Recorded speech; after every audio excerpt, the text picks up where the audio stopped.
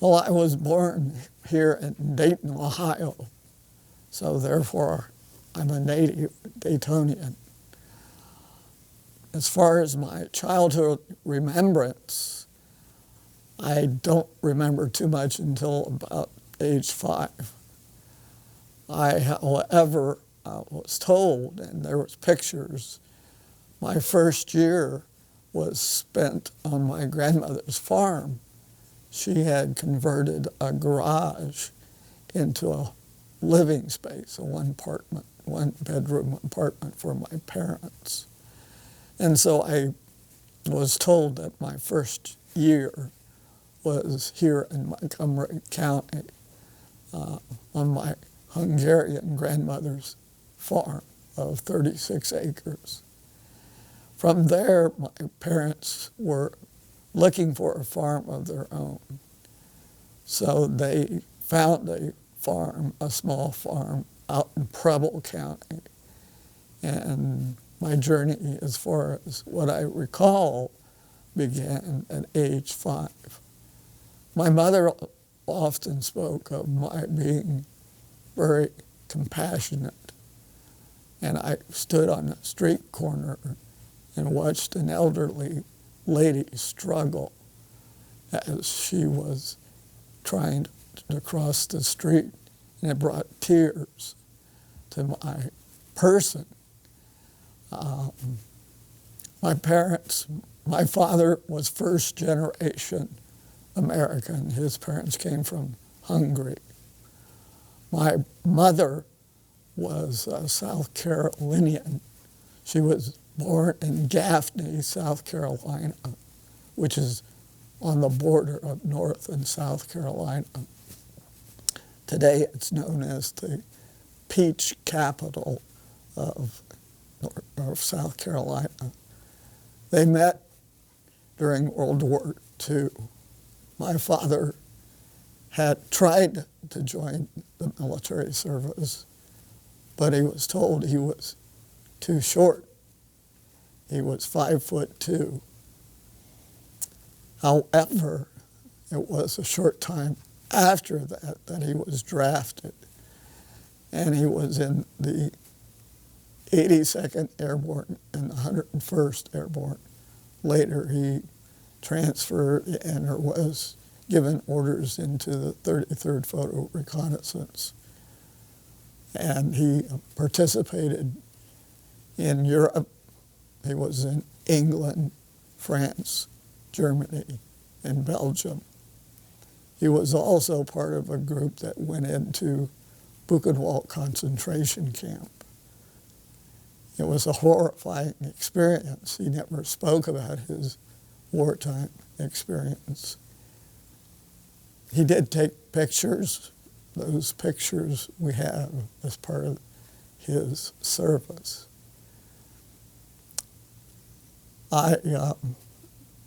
Again, my father didn't speak a lot about his military experience. When he got out of the military, he reconnected with working at Wright-Patterson Air Force Base, where he had worked prior to going into the service. I was born in the late 40s, and of course, my brother and sister shortly were born. We're close in age. I think there's 32 months between the three of us.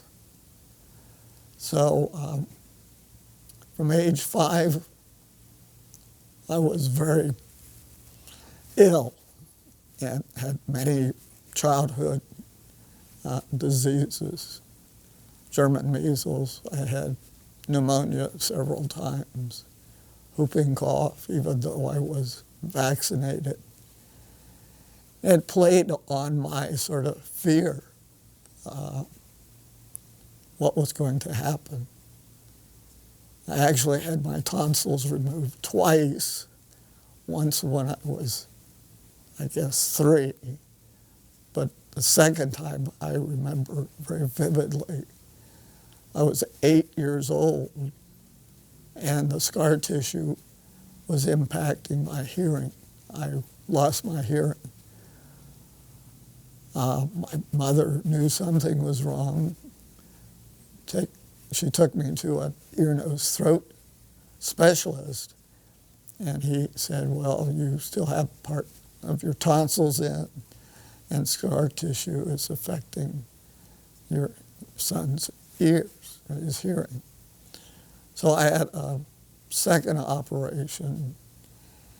However, when I returned home, I was hemorrhaging from my throat, and it was sheer terror. I was rushed back to the hospital. Of course, they can't put a tourniquet around your neck. So they had to give me shots, 6 shots at a timing interval in order to allow the flow of blood to stop. I became this rag doll. I will never forget the feeling, just simply going limp. I recovered, and then my journey began as far as school. I love school. My parents were very supportive of education, even though they both had not graduated from high school. My father had to stop high school when he was a junior in order to take care of his mother's farm and his siblings. My mother, she was the last of 7 children, and part of their family needs was, of course, providing some part of the financial stability. So her parents had a boarding house which had room accommodations for about 25 people. And my mother was sort of helping with the chores or the cleanup or feeding those who lived in those dwellings. Well, coming back as far as my childhood education, my first grade teacher was a wonderful teacher. All my teachers were extraordinarily kind and present. My 5th grade teacher, actually, when I was in school, and I went to a small country school, there were about 400 students in grades 1 through 12. And as a result, our graduating classes were somewhere 30 to 40 students. My 5th grade teacher, as I was speaking about a little earlier in this conversation, actually selected myself for her class, my brother and sister, because somehow we were thought of as these Brady children. We just love studying, and participating in the education. And that goes back to my parents, who always spoke about the need for education.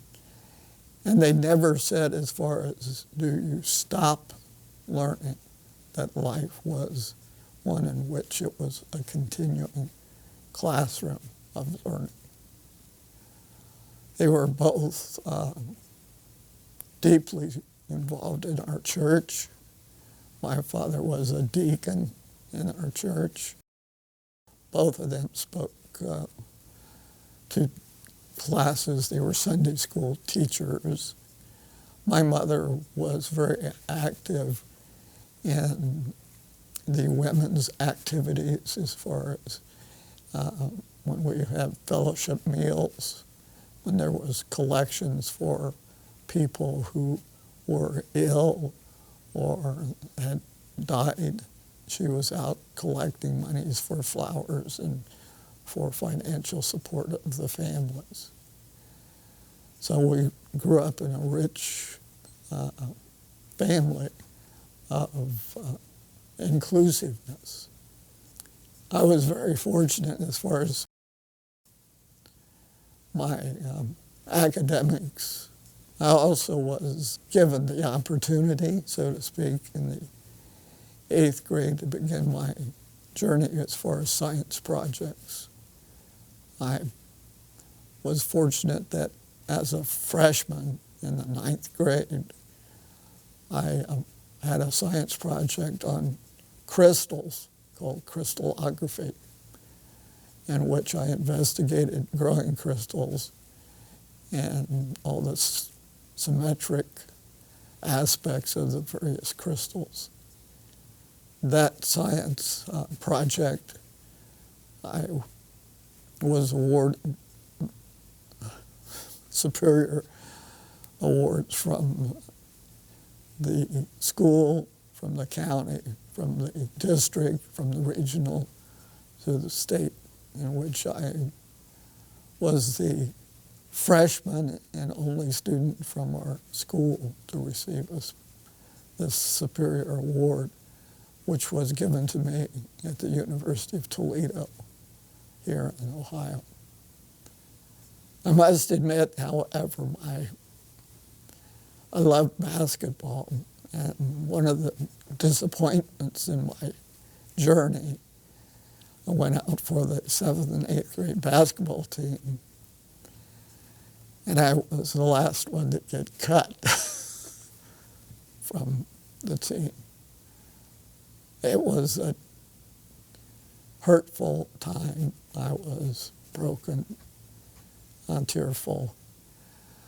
The coach saw my state of emotions, and here again reached out and asked me to be the statistician, the person who sits on the bench along with the coach, and he plots where the shots are missed and where they're made, trying to give a pattern so the coach during the quarters or halftime can better advise the players. And as a result, I guess I found my niche. I was the statistician from the 7th grade to my senior year. I've been deeply embraced by others. I think I have this naive notion about the world sometimes. Call it innocence, childlike wonder.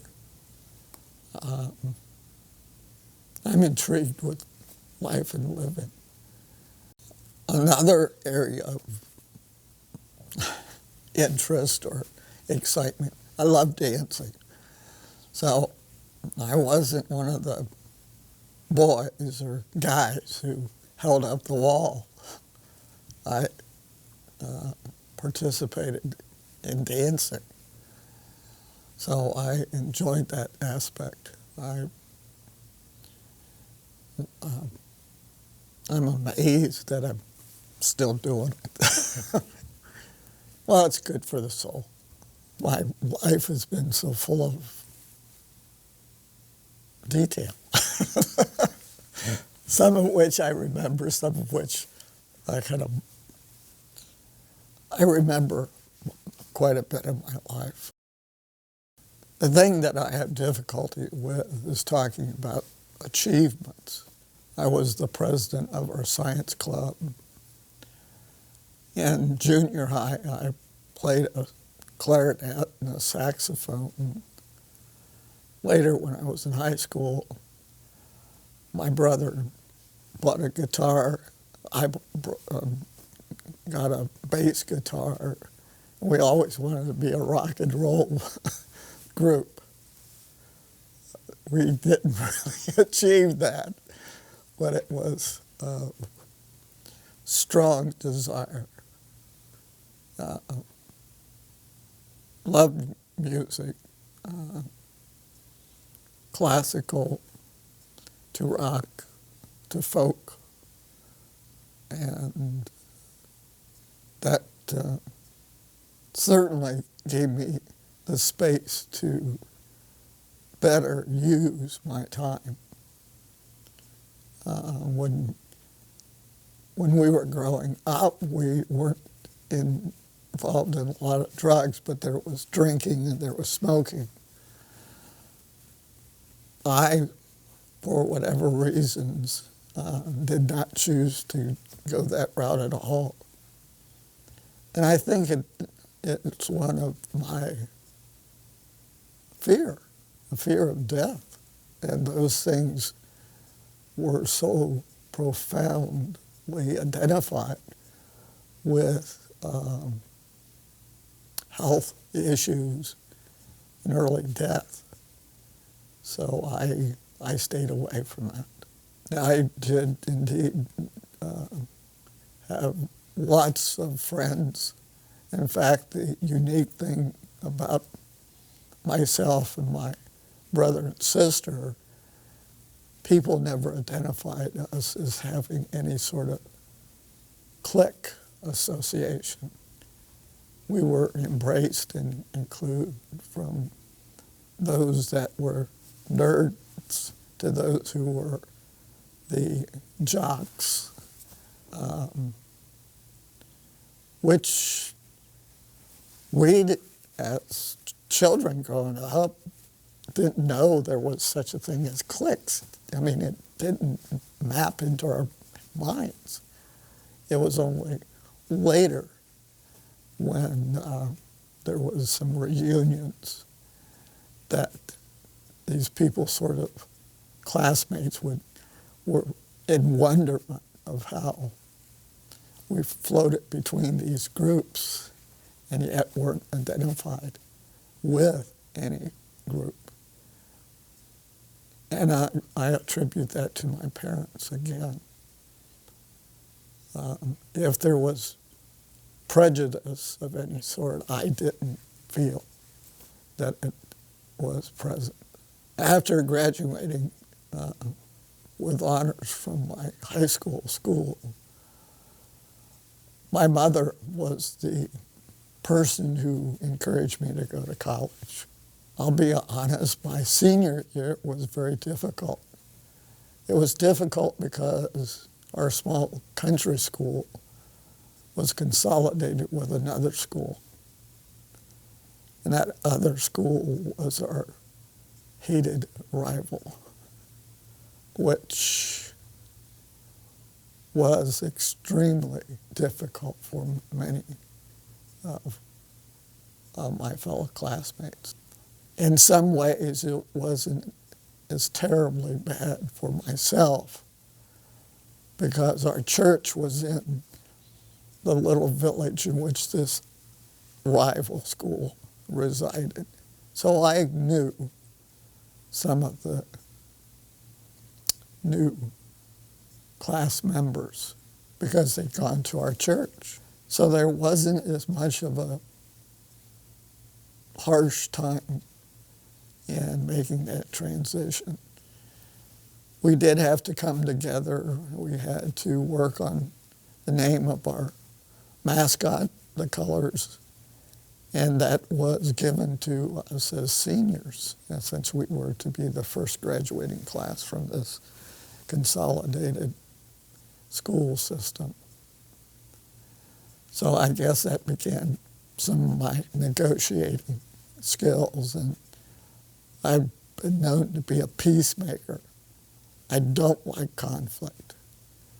I truly struggle with that aspect.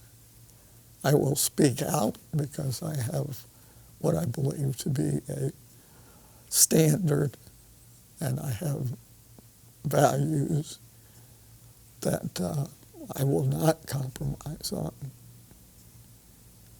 Again, they come from my parents who were bonded together. Just my cousins would marvel at how well they weren't perfect parents, but they were indeed embracing of their children.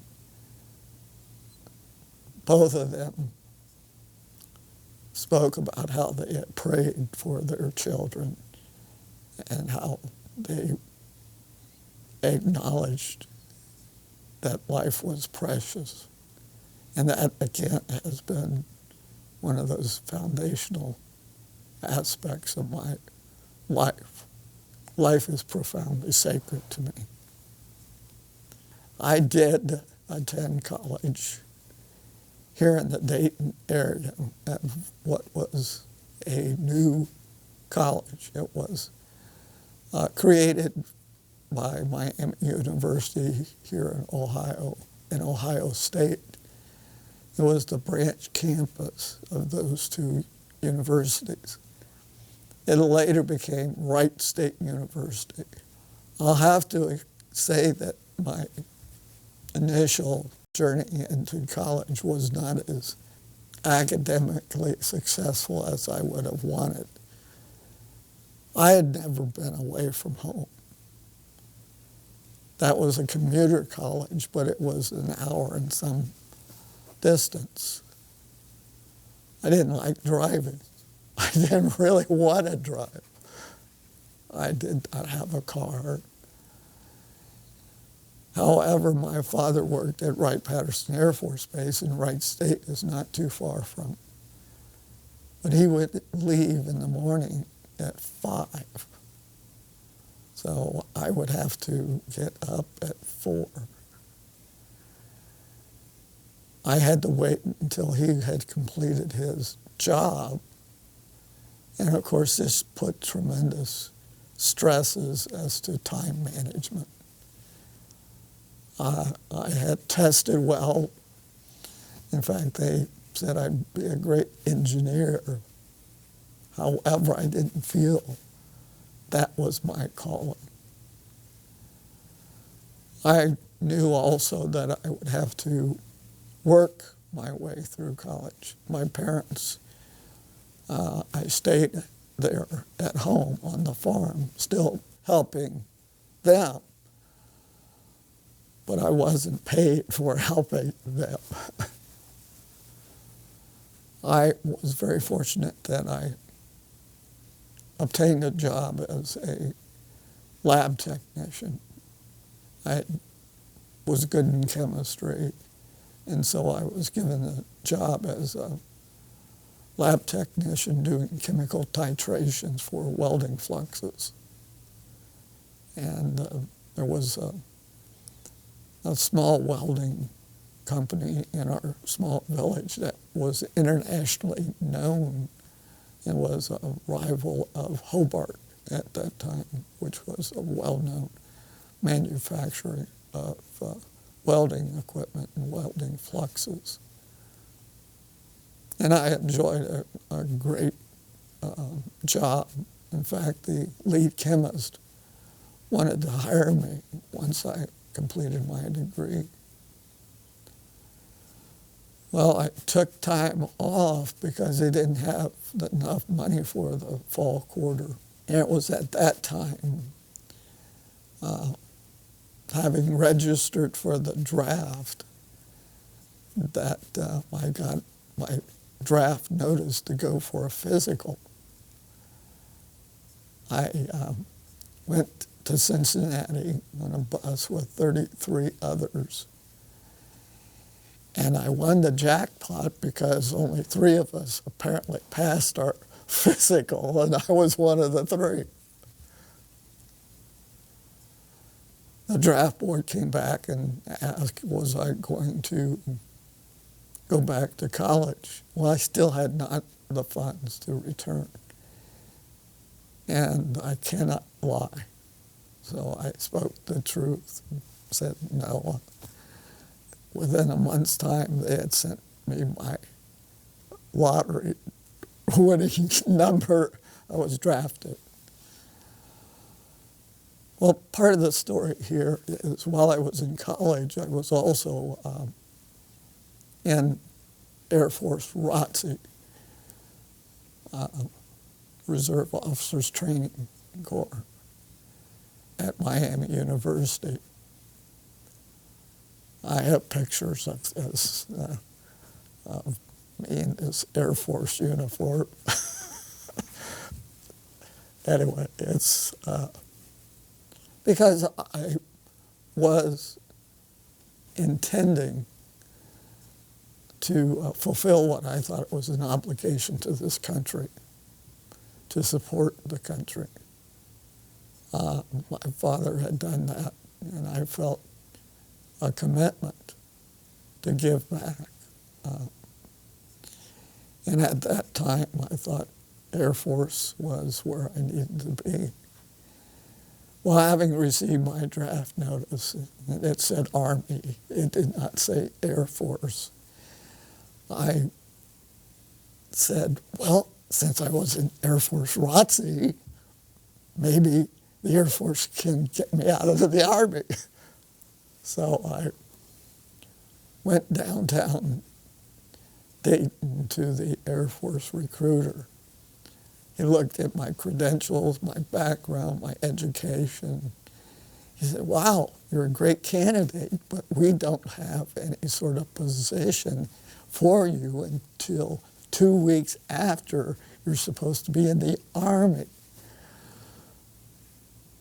You'll be absent from the Army, and that's a crime. Oh my gosh, I said, I'm a criminal.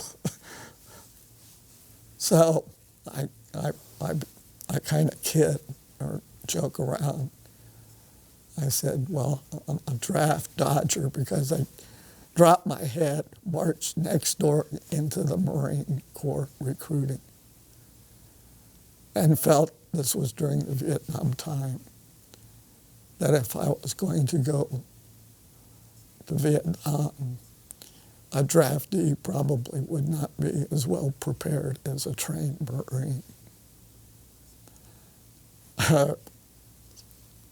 Again, whether that was a message from on high, I was blessed because when I went into the Marine Corps, and I'm what they call a Hollywood Marine, I was full of fear, uncertainty, even if they would train you to face Vietnam combat. I still had a great deal of fear because the boot camp itself was what I had heard, extremely difficult. I did well in boot camp. In fact, the drill instructor, one of which, his name is Sergeant Connors, sort of picked me out, wanted to break me. I was already psychologically saying, no one's going to break me. No one. No human. No one. In fact, I started counting the days that I would come back home. 1,095 days was etched in my mind. I wanted to come home to my parents and to our small farm. In the Marines, it's a 12-week basic training, at least, when I was in the Marine Corps. Then you go on to 5 weeks of advanced infantry training. At the 7th week of the 12th week, you get your military occupation specialty, what you're going to be assigned as a job. Well, the fear is being what they call an infantryman, a grunt.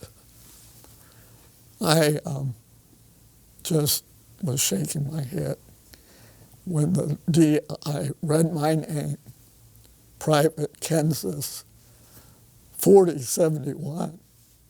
He rolled his eyes, looked at me, and used some very colorful language, like he was deeply disappointed that I wasn't going to be an infantryman and wasn't going to be a tunnel rat, the crawl around in the tunnels in Vietnam.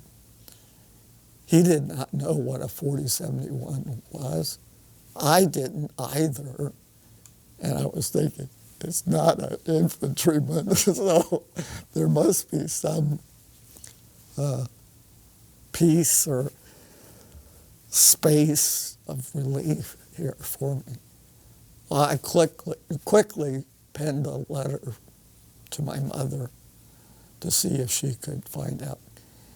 She went down to the recruiting office here in Dayton and wrote back and sent this booklet, and I was in computers. I was a database analyst. Breathing a sigh of relief, having gone through 12 weeks of training, now I was faced with 5 weeks of advanced infantry training. There's a side story in the 12 weeks. And when I went into the Marine Corps, I weighed 120 pounds. The Marines wanted to put a little more weight on me, so in the chow line, before we entered, there was a sign that says, "Take all you want, eat all you take." And it didn't bother me until these DIs stepped up and put double, triple helpings on my tray. And I was, whoa. I said, really? So I did clean my tray. I gained a whopping 2 pounds. That's it. I'm sorry. Like, that's all this button, burning all this food. And then I went to advanced infantry training, which is more rigorous. I lost 11. I got pneumonia. I refused to go to sickbay because if your training is interrupted, you repeat. You go back to the beginning. You don't pick up where you left off. I vowed there was no way that I was going back through this. Very, very difficult. The physical aspect wasn't as difficult as the psychological. The Marines train you so you are obeying an order, that you're able to assault a bunker and not think about death. You're a killing machine. And I was always conflicted with that. But I wasn't going to go back to day one on any of my training. I had enlisted for 3 years active duty and 3 years in what was called the Ready Reserves. I was very fortunate during that particular time of Vietnam. I did get orders to go to Vietnam. My middle initial, A, was mistyped. They took the orders back. They didn't retype the orders, and yet Vietnam was removed from my orders. They made a hand correction. I went to Okinawa, and my task was the person in charge of all the Western Pacific computer systems as a Sergeant E5. That included Vietnam and Hawaii, all the Marine Corps activities in the Western Pacific. Here I was looking around and I said, I'm an E5 sergeant and I'm in charge of all of this. software, and a daunting task. And the only reason I went even overseas is the staff sergeant in E6 who was in charge. He was a native Canadian.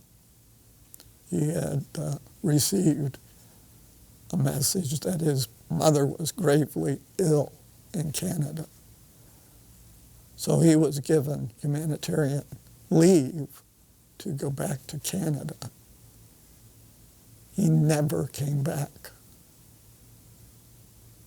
He was so disappointed in what he had witnessed as a Marine during his, and I think he had been in 7 or 8 years, and the Vietnam War and the death of his mother. He never came back. So it was an emergency deployment, and I got picked to replace him. I wasn't injured in any way, shape, or form during my military service. Emotionally, I was. I buried 2 Marines on a funeral detail. The first one was very difficult. It was in the middle of Missouri. We arrived and we were told that the coffin contained body parts of a 19-year-old. The coffin was closed. The family was not informed. We sat in the church, stone-faced, sober in our manner, very difficult. I speak with a little more, less emotion. That was a riveting experience for myself. I was 20 when I joined. So I was a little older than many of the Marines. In fact, many of them had not graduated from high school, some of which were on what they called the J&J program, join or jail. They had done some sort of crime, and the judge who was overseeing their case gave them this opportunity, rather than go to jail, to join the military forces. I worked in private industry for a real estate tax accounting firm in computers for about 3 years. And the opportunity came to work at Wright-Patterson Air Force Base. I was initially hired as a computer specialist, and that involved working with research scientists on their research project, a whole variety of science-based applications in the laboratory. And for my work at the base, I was awarded the 3rd highest civilian award the Air Force can give to a civilian. Flashback, when I was in the Marines, after I'd been out a year, I get a call from the local Marine Reserve unit, and they said, Sergeant Kansas, even though I was a civilian, they were still calling me Sergeant Kansas. The Commandant and the Secretary of the Navy have awarded you the Navy Achievement Medal for your work in the Marines. I'm looking around, what? I just did my job, and I got out. I still got all my body parts. I was humbled and yet somewhat annoyed. I felt, okay. And I have pictures of the event. My parents were very proud, and I did smile when I got the award.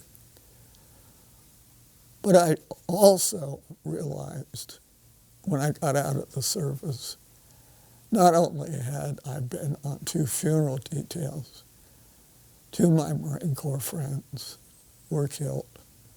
3 of my high school friends were killed. My best Marine friend, his body hasn't been found to this day. One of my high school friends, he was in the Air Force. He had graduated from Ohio State. He was a navigator on a bomber, F-4 Phantom. His body was not recovered for 18 years. All of that started to move forward. I mean, I had psychologically blocked out, even though I saw no combat. When I did come back from Okinawa, I was on a plane with all combat Marines. And it was dead silence. I've faced in my own head survivor's guilt, having not set foot, and yet also the guilt of perhaps not measuring up as a Marine. Not only did I have survivor's guilt because of the fact my orders were changed and I did not go to Vietnam, my mental image of what a Marine is focused on combat. And here I was pulled from the jaws of being a combat Marine. I was a computer Marine. So I have this story now, and I'm working at Wright-Patterson Air Force Base, and we have lunch together. And there's this conversation, oh, did you serve? And I'm a quiet person. I really don't talk about myself. I observe. I like listening to people's stories. And when I worked at Wright-Patterson Air Force Base, we would have these luncheons, and we'd have new people join us. Inevitably, they'd start talking about their service. And when they would come to me, I'm very reluctant to speak about my service. And when I did, and they said they would try and guess which service I served in, they would very seldom guess the Marines, period. And then when I said what I did as far as occupation specialty, I said I was in computers, they would shake their heads, and more or less, though they never used the word, you could say, well, he's a wannabe, he's a liar, and whatever, which was hurtful because I don't carry with me all my certificates of authenticity signed by all the people in my life. When I started to have fun with it, I just thought, okay, let it go, let it go. And hopefully my activities, my behavior would speak in some ways to shore up trust and authenticity. I realize now I've accumulated a lot of stuff, but it's places in a box. In my apartment, my place, I have some of the photos I've taken, some of my artwork that I've done. I always feel that we're more than just stuff, even that which we create with our own hand. I was divorced, unfortunately. I look at that as a failure. And there's more behind that as far as, in fact, I recently saw my former wife 2 weeks ago. And she works at Dayton Public Library, and she embraces. We parted on friendly terms, but it's still a serious loss, a grief. I graduated from St. Clair Community College, and in 2007, I was recognized as an outstanding alumni graduate for my community work. And right now, the actual, some artwork and one of my photos and a historical photo are in the U.S. Botanical Garden in Washington, D.C. as one of the 25 featured gardens in the U.S. 2014, I was inducted into the Ohio Veterans Hall of Fame. I don't make any those aren't goals. I'm blessed that people recognize, and they picked up their pen and made notes and went through that effort. I just wanted to be on the basketball team for the 7th grade. I mean, my main goal is to serve. There's so much to do in this short life, and I like doing. I like participating in life, serving. It's just exciting to be alive. And I'm a big fan of community, of all walks, ages, cultural backgrounds, experiences. We have a common connection. It's called human beings. And it's a lifelong learning. Each of us get to sort of hang out and study together, but we get individual tests that are unique to our journey.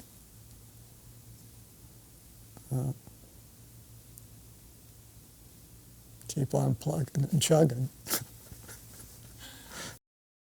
Life to me is a lifelong learning journey, and that foundational seed was planted again with both words from my parents and observation.